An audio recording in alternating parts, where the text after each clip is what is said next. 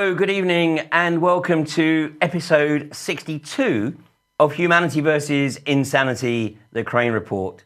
Now, tonight is a show I've been looking forward to for some time. My guest tonight, he began his artistic career way back in the 1980s amongst the chaotic Mad Men world of advertising, where he was producing realistic airbrush art for New York and Chicago advertising agencies. Well, that got old fairly quickly, so he moved to LA, and where he was introduced to the entertainment industry, where he spent 20 years freelancing amongst all the major studios, including Paramount, Hanna-Barbera, and Disney Home Video, where he was illustrating DVD and video packages, store display, and even, he tells me, the occasional movie poster. However, in the 1990s, he went in another direction and ventured into children's book illustration, and where he was cartooning and enjoying a long run with Sesame Street magazine, Family Home Entertainment, and even Time magazine, although it was actually Time magazine for kids, I think. Well, after that, he had a rather rude awakening, and in 2003, he became increasingly aware of the New World Order, Zionist, global corporatist agenda. And for the last 13 years, he's devoted much of his time to fighting back with his own brand of activist political artwork and social commentary. So over the last 12, 13 years, my guest has created an absolutely massive internet following for his 600 plus or so extremely hard-hitting and sometimes comical art pieces, alerting people to the myriad of weaponized facets of attack that the bad guys inflict upon humanity. So it is with tremendous pleasure that I welcome my guest tonight, the inimitable David Dees. David. Ian Crane. Hey. It is a thrill to talk to you. I tell you, I follow your work, and one of my favorite things I ever heard you say was, why are we calling them the ruling elite? They're really the ruling parasites. It's true. I've illustrated it that way. I even showed one illustration that had a giant tick that was sucking the blood right out of Europe with the red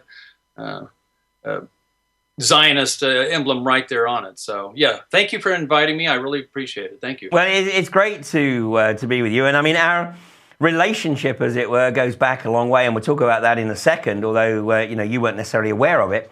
But it is with absolute pleasure that I'm able to announce that you're going to be one of our speakers. And I know this is your conference debut, and it's actually scaring the crap out of you, I think, at the moment. I'm a little scared, but I do have some experience on stage. I play music on the weekends, and I played many a bar to a lot of drinking people in Europe, and also now I play mostly in nursing homes and retirement centers. So it's not the first time I've been on microphone. No, I know that, and in fact, I know you've got a gig later today at a nursing home, so we'll talk about that in a while too.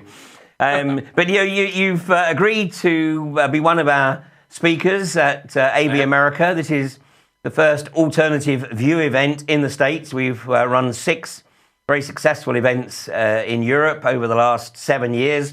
And so this is our first venture into the US. And so we're in Portland, Oregon over the weekend of April 23rd, 24th. And, the wonderful thing about the alternative view events, the unique thing about the alternative view events is that, we encourage people to stay the whole weekend, to take the hospitality package, which gives them an opportunity to not only socialize with each other, but also, get some FaceTime with all the speakers. But so that's April 23rd, 24th, and I know you're going to be one of the very first speakers there, so that you can kick back and enjoy the rest of the conference. And I think you're also going to entertain us with some of your playing over the weekend. But let's look at the artwork for a second, because this is the artwork that brought you to my attention. And this is obviously from 2005. It was your response to the London bombings. And I used this artwork for my very first DVD, which I actually recorded the first half of this presentation on the morning of, I think it was July 27th, I think. And it was the same morning as Jean-Charles de Menezes was unfortunately being assassinated by British police at Stockwell Tube Station. There was 11 dum-dum bullets fired at him at close range. 4 missed, apparently. I know 3 missed. 1 went into his shoulder and 7 into his head, and apparently he was unrecognizable after that. So, sadly, that was the point that our respective paths crossed. But you'd already been producing art for a couple of years up to that point, I think. Well, the first one I did was 2006. So I never was even that political. In 2003, I woke up, like you said, to 9/11. And I started to tell my friends, and at the time I was big at Sesame Street, working there a lot. I was in every magazine for 13 years. So I took the information to all my friends and started to talk a lot about what I knew about 9/11. And the response I got was incredible because it split my friends right in two. Either they were with me or they didn't want to talk to me again. So I think everybody has gone through this where you want to talk about what you know, and you want to wake up your friends about all this information. And so what I did was I started I just had the idea to start illustrating what I was thinking, and it's got an incredible response right away. I was at Rense.com in the beginning there, and now it's I've done, like you said, nearly 600 pieces. I mean, the first ones were not the best. I mean, there was a lot of experimenting going on. But now I've kind of got into a role where I think, more than half of the pieces I'm creating in present time are really, people say I knock it out of the park, but it's mostly just from the experience of developing this style of illustration. It's just done in Photoshop. I would recommend everybody to get Photoshop and just, it's a little bit like if you got a magazine and a pair of scissors and you cut all the pictures out and you just kind of pasted them into a new image. That's what I do. Well, so you certainly hit home. And but like I said to you, it's an amazing talent, and because I can barely write. Unfortunately, I've lost the basic writing skills using a keyboard so much, let alone pull together some wonderful art like this. But let's take a look at some of the art, because one of the things that I think is so important about your art is the multiple messages that are contained within. And even if you're just sowing a seed at a subliminal level, then hopefully it's having the effect of stimulating people's curiosity. And obviously we got the election coming up right now. Yeah, I see the piece you have up is the one of Hillary Clinton at the debate. And the concept I had of that, I said, I just want to show Hillary the way she really is. And that's what I came up with.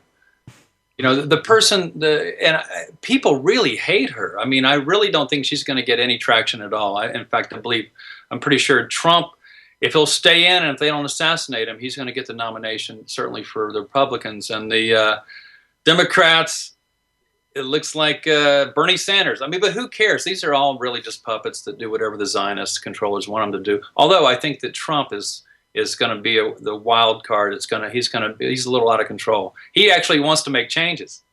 Well, of course, we'll look at Trump in a second. But I mean, the thing about Trump is he doesn't need their money. He doesn't need their money. He's not being bought off, and he has ideas of his own, which is things the ruling parasites do not want to have to deal with. They really don't like this idea at all. He wants to build a wall. He wants to do a lot of things. He wants, he's aware. It's amazing, though, when I hear him talk about the Arab terrorist on 9/11, though. I mean, he can't be that stupid. He must be playing along a lot, particularly the fact that he's supporting Israel so much. So he's going to ride the fine line. I believe that if he gets in, that they're going to probably give him a good wake-up call and say, look, you're not going to change anything, and if you do, we know where your children are. That's what I say. And it's the old, I had a senior moment there. Bill Hicks, Bill Hicks's observation that, the moment that a new president gets elected, the moment he's sworn in on the White House lawn, he's taken down into the sub-basement and he's shown the real film of what happened at Dealey Plaza, in 63. And then they let it sink in. And then they say to him, okay, Mr. President, any questions? Yeah, you know what you got to do. You know what you got to do, yeah. But here you've got Donald and Hillary. And of course, it is an absurdity, really, when, the Bill and Hillary legacy. I mean, for anybody that just punches into any search engine, the Clinton body count. And I mean, I have no idea what it's up to now, but I think the last time I looked, it was running into the 80s. Pretty much anyone who'd ever got close to them was taken out to ensure that, dead men tell no tales. That is right. Well, this piece is from, if you know the movie The Shining. This is where Jack Nicholson chops his way into the bathroom and sticks his head in and says, "Here's Johnny." That's what you're looking at here. So she's terrified that he's going to expose her and all of her skeletons in the closet. God knows how many there are. But yeah, we're looking at one of the great American crime families with a big blonde hair and smile on it. It's not exactly what we used to have with some of the other ones that they promote as crime families, the Italian mafia, which is a big joke, but okay. So and it's going to be interesting to see how she rides out. I haven't seen the film yet, but the Benghazi film. I don't know whether or not that's an attempt to cover up her role in the Benghazi travesty or to sink her. I have yet to explore it. But here's a piece of art. Now, this I want to explore a little deeper because this, for me, this epitomizes the talent that you bring to bear in your artwork because this has so many aspects to it. We've got the geoengineering. I'm going to talk a little bit more about the geoengineering a little later. And I gather, by the way, that just today, Putin has made a statement about the American Air Force laying trails, chemical trails across Syria. Oh, really? They're spraying Syria. Yeah, they're spraying Syria, and he has basically made the observation that this is illegal under the Geneva Convention, etc., etc. So you've got your the geoengineering here. You've got the Council on Foreign Relations, and of course that goes back to Bernard Baruch and House, Colonel House, the Bilderberg group, and of course the Rothschilds.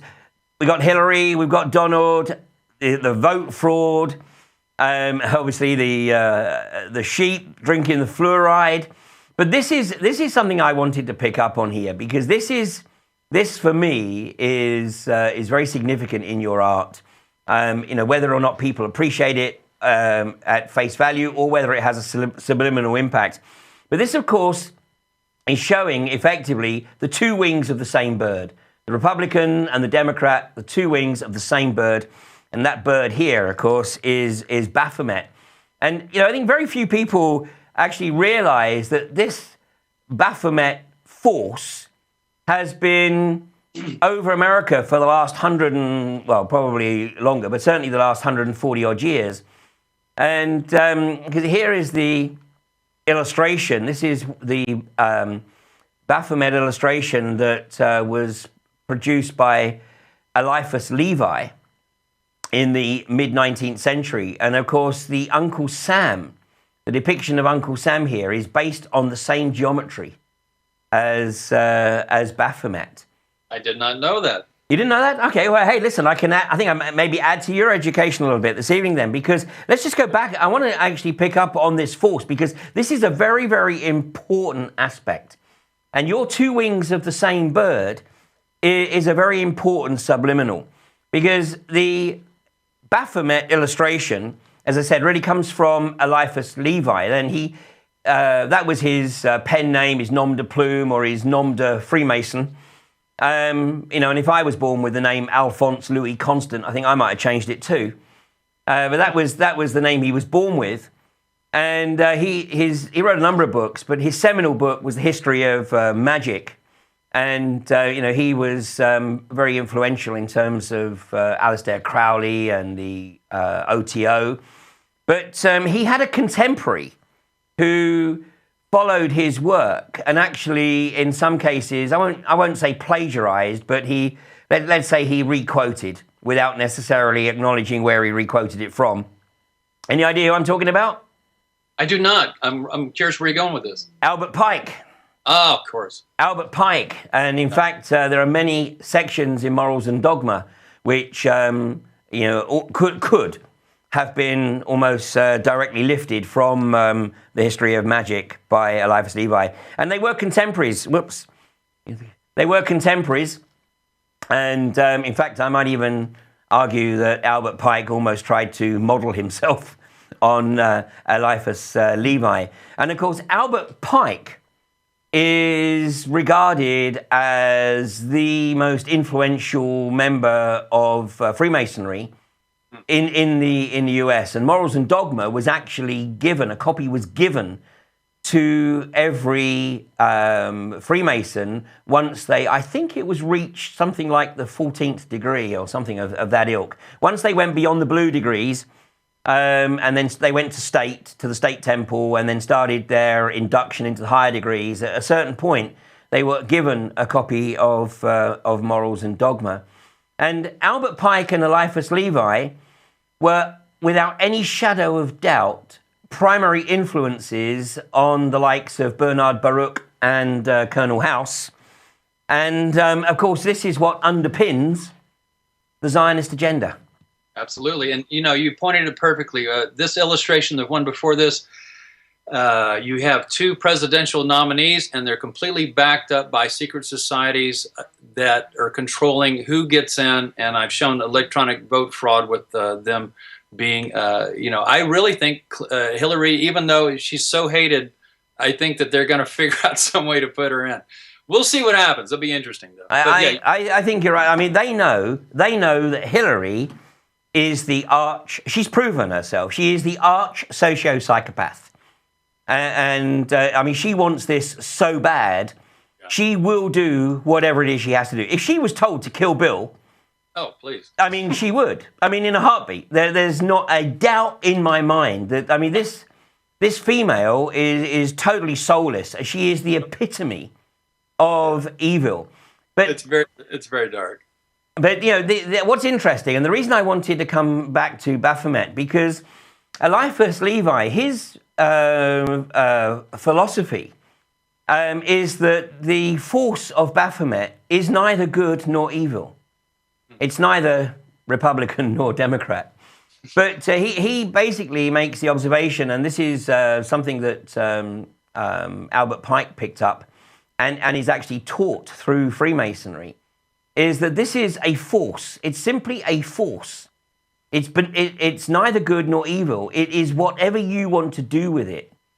And our challenge is to embrace that force. Obviously, the Freemasons are told about it. They're inducted into it. They learn by rote. But what is happening, and this is what is scaring the crap out of them, is that more and more people are starting to experience this force.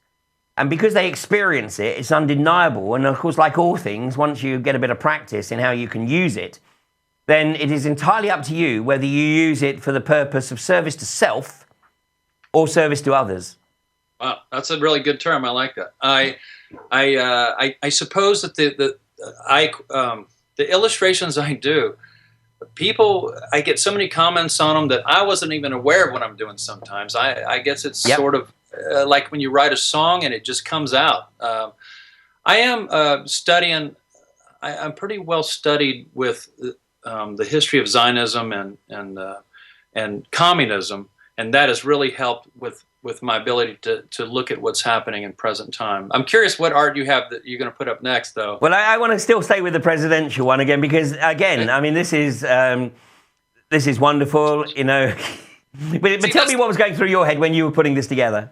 Well, mostly the fact that this is going to be a really simple piece, and I can probably knock it out in an hour.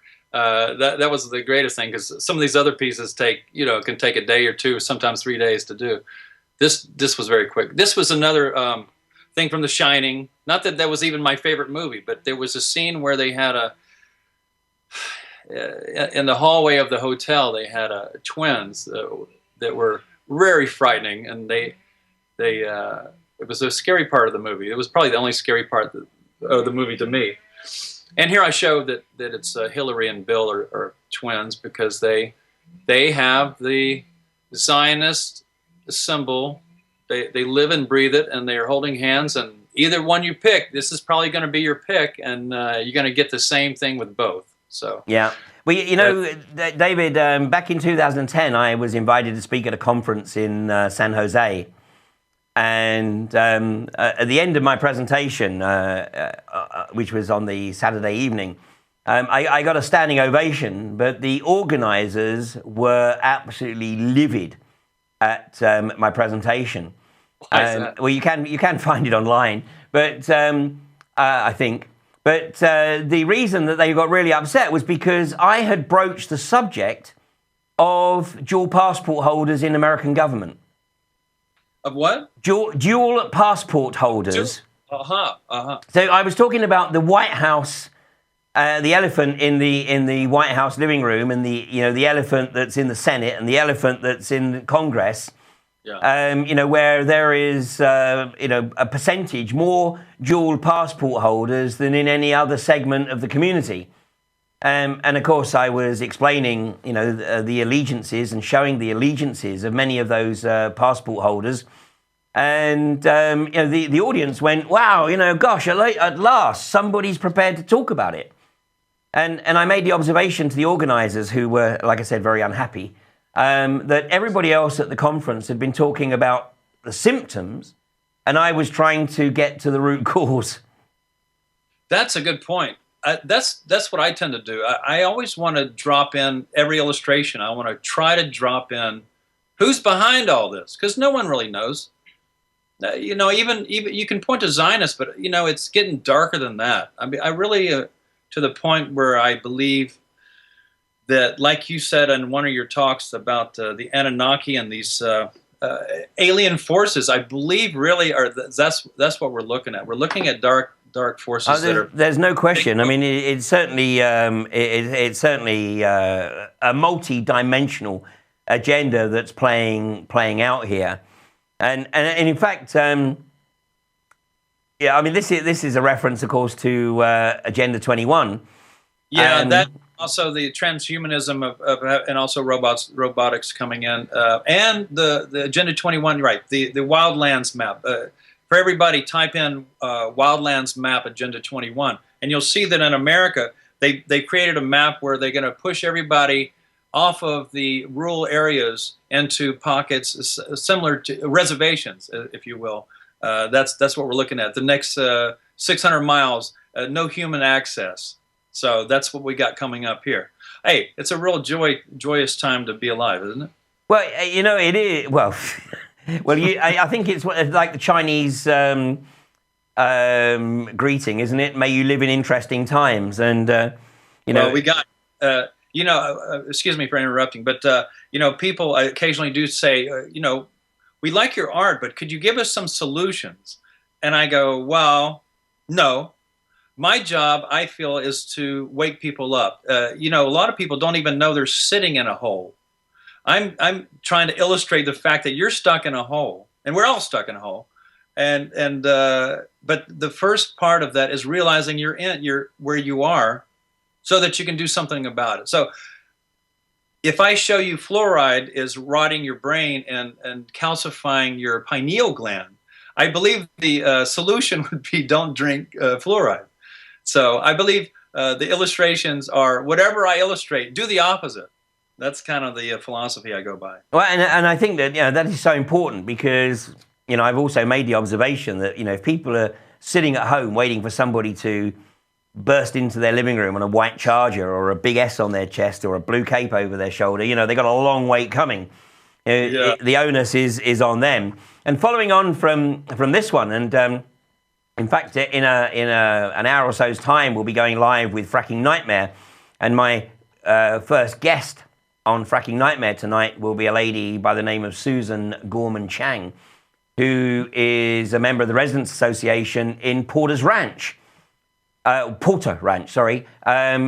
the northwest of LA, where we're now in the 4th month of an enormous methane gas leak. 7,000 families have been evacuated from Porter Ranch, which is, just lies to the east of Simi Valley. And, I consider it conjecture, but, after going for 4 months, I consider that there is already the possibility that this is somewhat, if it's not, should I say, intentional, it's somebody adopting the Rahm Emanuel principle of never let a good crisis go to waste. Because what's happening is that people are being forced out of their wonderful suburban areas and, of course, being forced to move into the cities. And this is another wonderful piece of your art, where, showing that, the cities. And in fact, in the UK, David, we have Glasgow, which is the experiment for the first smart city in Europe. And it is the most surveilled city on the planet. Okay. All right. Well, the piece you put up is, I was reading and watching videos about the robotics that the military has and the warfare that they have with the robots that they would put on the battlefield. And just imagine, battlefield. That's if there's soldiers. There's not going to be that many soldiers. We're talking about robots going into cities and towns and hunting down people that are running from them. A robot, just like Terminator. But this is these little. Anyway, you see on the illustration there what I had in mind, where this woman and this child have been cornered in an alleyway with robots. Well, and we've got the drone here, and of course we've got Google now developing drones, they say, for delivery purposes. Yeah. Yet, you know who the director of engineering for Google is, right? I do not. Ray Kurzweil. Is that right? Yeah, the futurist. Of course. And he's been with them now for 4 years, nearly 5 years, I think. He has an unlimited budget. And of course, this is the guy who actually, a few years ago, forecast that by 2040, he would have the capability to upload consciousness into the mainframe. And it's my opinion that that was really behind the release of the film Transcendence as, maybe a warning as to, what is to come if consciousness gets uploaded into the mainframe. And then the mainframe starts to have the capacity to control all the toys. Well, they certainly use movies to release a lot of the information, a lot of the technology that they haven't sprung on us yet, just to warm us up to what they got coming up. You watch these movies, they're telling you what's going to happen. I'm looking at this new Terminator movie right now, and it's tough. It's tough. And Kurzweil talking about implanting this chip into your mind where you would have this all this new intelligence and ability to have all this information. Well, you can only imagine what's on that chip. Well, exactly. This is exactly how you outline in another talk. Let's see, you had it right here. You said that the global control grid, you were talking about that, and that this is the transhumanism is their attempt to control the awakening. That's really the rapid awakening that they're terrified of. And the internet really is the pinnacle of that. I don't see the internet lasting a lot longer the way we know it. I really don't. But what art do you got next? Well, listen. Again, it all flows in really from everything that's occurring here. We're it's spelled out, isn't it, in words of one syllable. Here you've got Obama standing over the Georgia Guidestones, and a lot of people, their jaws hit the floor when you ask them or suggest to them that they do a search for the Georgia Guidestones and read what's written on these Guidestones and and the fact that they've been there since the early 1980s. I mean, they've been there since, so that's over 30 years now. And the number one commandment or whatever on the Georgia Guidestones is maintain humanity under 500 million. Sure, why not? Yeah, I mean, in China, you know, there was one company where the workers, they had, I think, was it 4 million workers they got in this one giant corporation, and they were complaining, and they fired 1 million of them and replaced them with robots.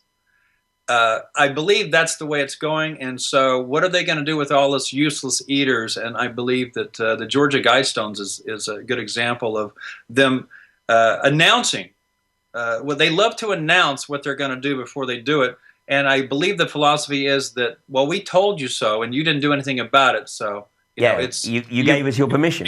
Yeah, you've agreed with us for lack of doing anything about it. That's why our job, my job, and your job, and certainly this conference coming up is so important, because I think although there might even be 100 or 1,000 people that show up, what's going to happen from that is that the information that we're going to unload there is going to go on the internet, and it's just going to add to more and more people waking up. That's the best thing we can do, is to wake up, tell all your friends. And you know, with the illustrations, that's what I pick the next illustration I do. I think, what effect can I have? Because I mean, now I've got such an audience. It's really international. It's worldwide. It's millions of people see this stuff. It gets circulated.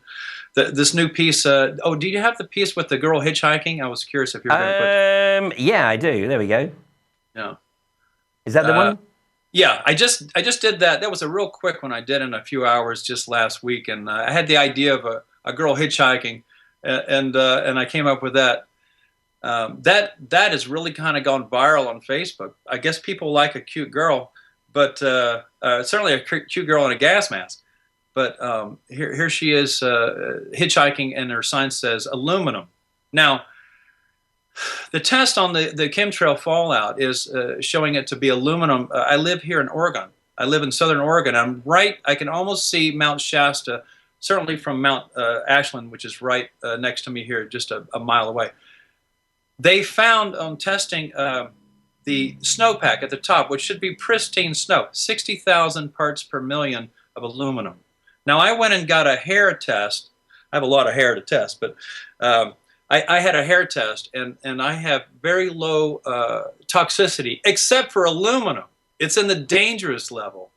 So I'm actually doing a heavy metal cleanse right now, which I would recommend to everybody. I'm doing chelation therapy. It's capsules I take, and then I sit in the sauna for 45 minutes at 160, 180 degrees and sweat out the impurities.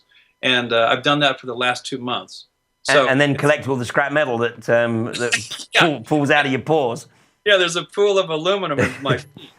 Well, you know, and this is one of, I think, you know, one of your great pieces of art. And in fact, we had a former, well, he actually still on the payroll, a Dutch pilot, Willem Velderhof, and he came on a few weeks ago and talked about the geoengineering and weather modification.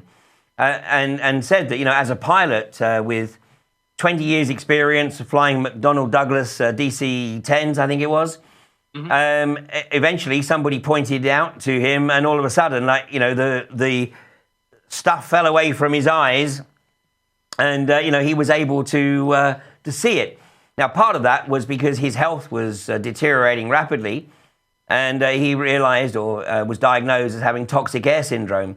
But David, do you notice, though, there's something quite remarkable, and that is that people's ability to see the geoengineering is inversely proportional to their acceptance of the Al Gore version of climate change or global warming or whatever it's called today. Well, it's exactly like a science fiction movie where we can see the aliens and they can't. It's insane. I have a neighbor across the street that I point up, and now we're at non-speaking terms because he says that I'm too pushy.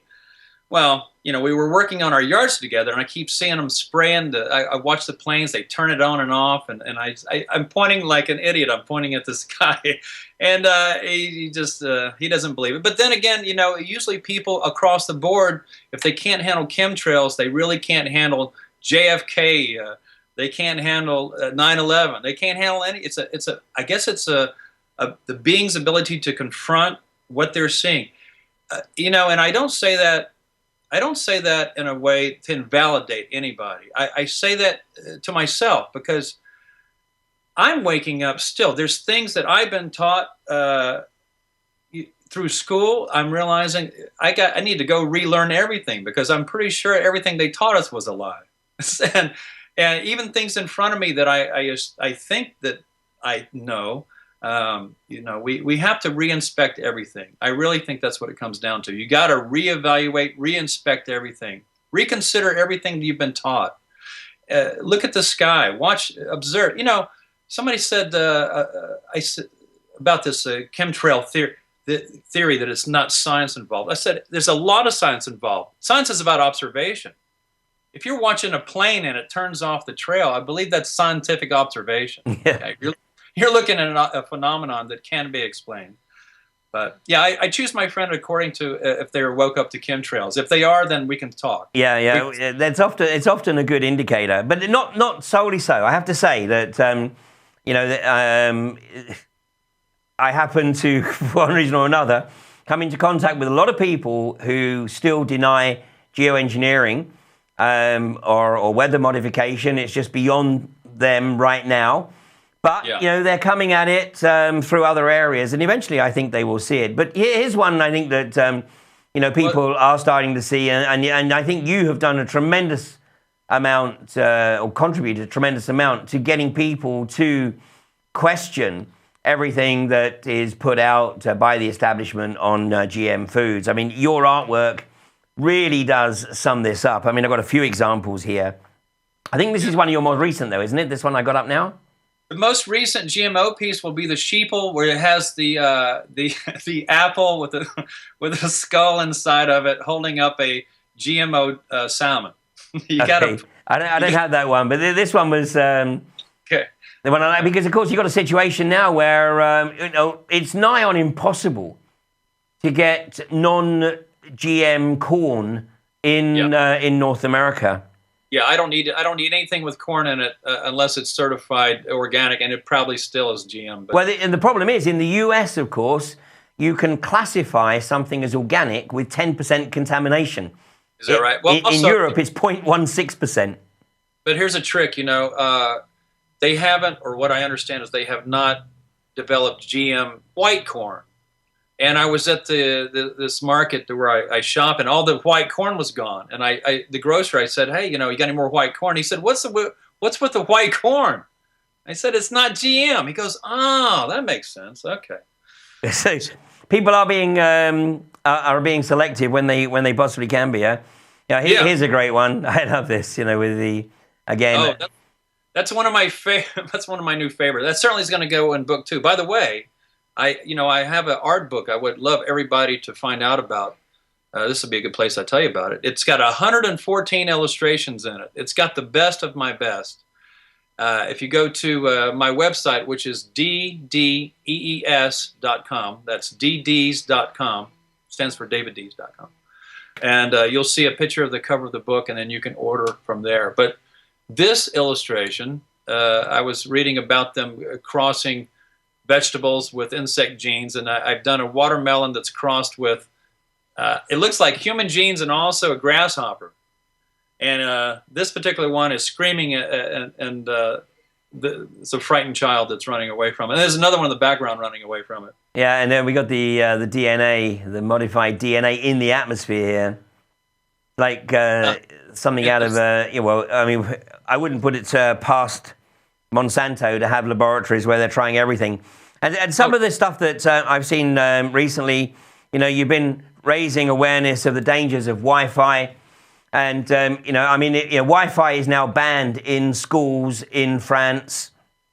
So, in some countries, they're picking it up. That said, France is still under martial law. So maybe maybe France was starting to resist a little bit too much from the control agenda, which is why they've created these 2 false flags inside 12 months to put it under martial law. That's a really good piece you pulled up there. That particular art went pretty viral on the internet. I think that every parent could see the danger in that, and if that woke, I'm sure they showed it to everybody, that all their friends, because this is so dangerous when you think about this radioactivity. This electromagnetic radiation that is being beamed into your brain, and certainly your children's brains. 24 hours a day. You get with this Wi-Fi. I am hardwired in my studio here. I don't have any. I don't have the luxury of having remote controls and stuff. I'm all hardwired. But this is their target, isn't it, David? I mean, basically, their goal is to destroy the capacity for the developing human to ever reach the point where they can see what's going on. It's very disorienting. I think really that's once they realize the effectiveness of it, it's a military weapon. I mean, everything has become weaponized when you think about it. Exactly. Everything that can be used against you is being they're hitting you in the head with it. Yeah, and of course it's being put into toys that everybody must have. Right. I mean, in fact, I was talking to somebody the other day, and they still use an old 2G phone. And they said, basically, it doesn't matter what they incorporate into the smartphone, they're not going to have one. And it's their little token protest at sort of trying to ensure that, they minimize their contribution to the radiation that's being kicked out. Right. Well, what you said earlier, or what you said in another talk, is we're really looking at a war of attrition. Attrition means to limit the abilities of something, and it's so alien. This is not human. What these people are doing. That's why there's only way to explain this is that this is an extraterrestrial force that is using the Zionists. And I am well aware of coming Earth changes. We don't think that this is going to last. First of all, it can't last. And the direction this train is heading, it's going over the cliff. One report is that in 100 years this will be a dead planet with the direction this is all going. So we have. I just want to tell everybody is that I have some inside information that there are coming Earth changes that are going to really, as you said, separate the service to self between the service to others, which is I think you know what I'm talking about. And I think you're going to share that with us at AV America for sure. Yeah, okay. Yeah. Hey, well, look, we're running out of time, but I just wanted to show that, your art is truly international.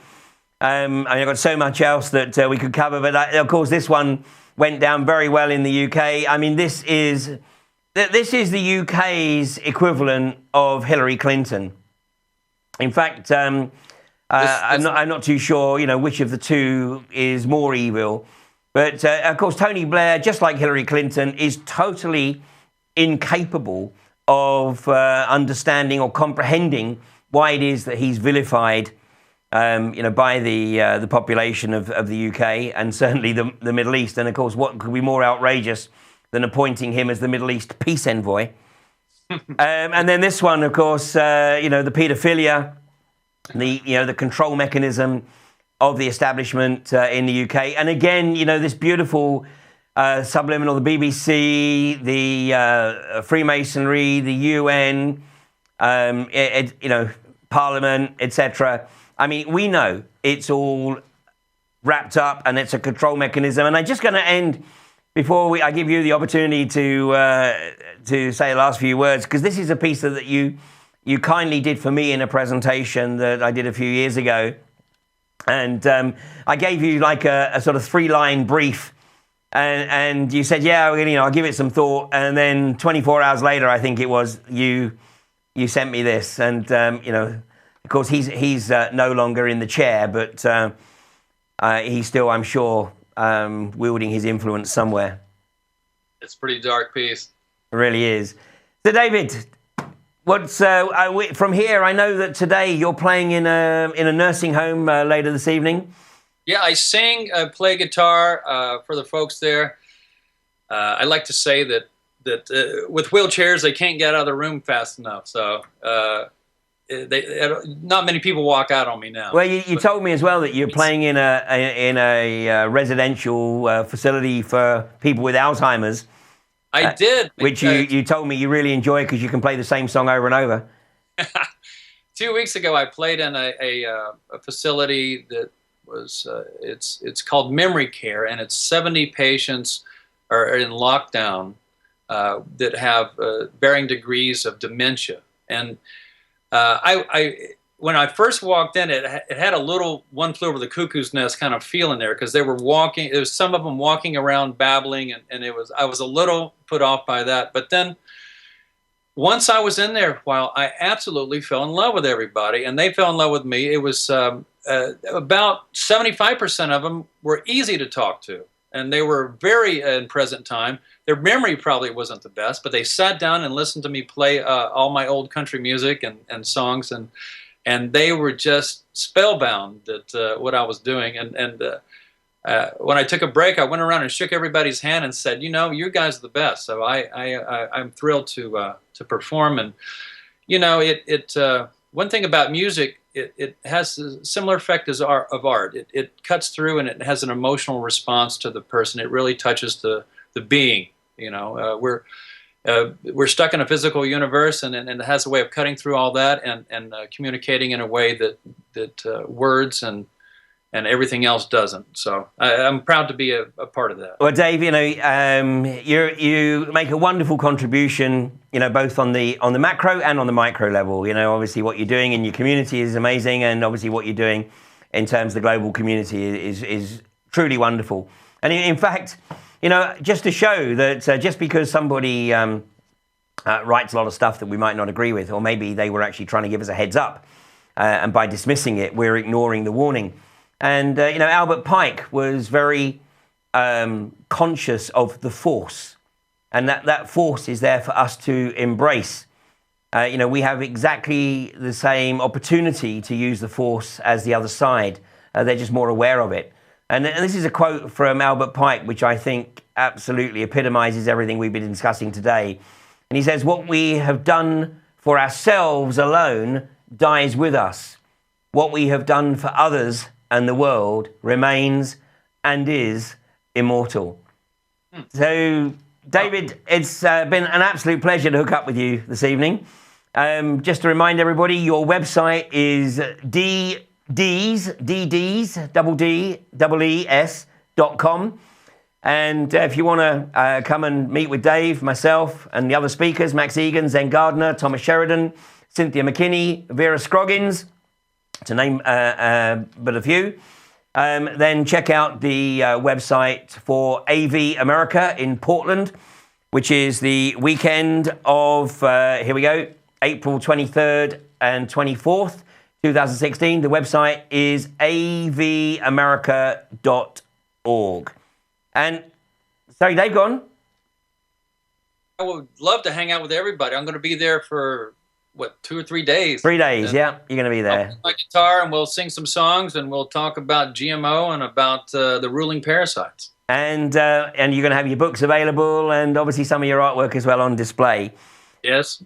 Okay, well, thanks, David. It's absolutely been amazing. Now, next week we have no episode of Humanity vs. Insanity, because I shall be in the northwest of England. In fact, I shall be giving a presentation called Global Lockdown, the Total Control Agenda at New Horizons in St Anne's in Lancashire. The full address is the Community Centre, St Albans Road, St Anne's on Sea, Lancashire. If you just put in your search engine New Horizons, St Anne's, you'll find the details. So that's next Monday evening. That's 7:30. And then the following day, on Tuesday the 9th, there'll be a major anti-fracking event as the quadrilla inquiry gets underway, as the British government starts its latest charade to effectively overturn all democratic process. So I'll be back in 2 weeks' time.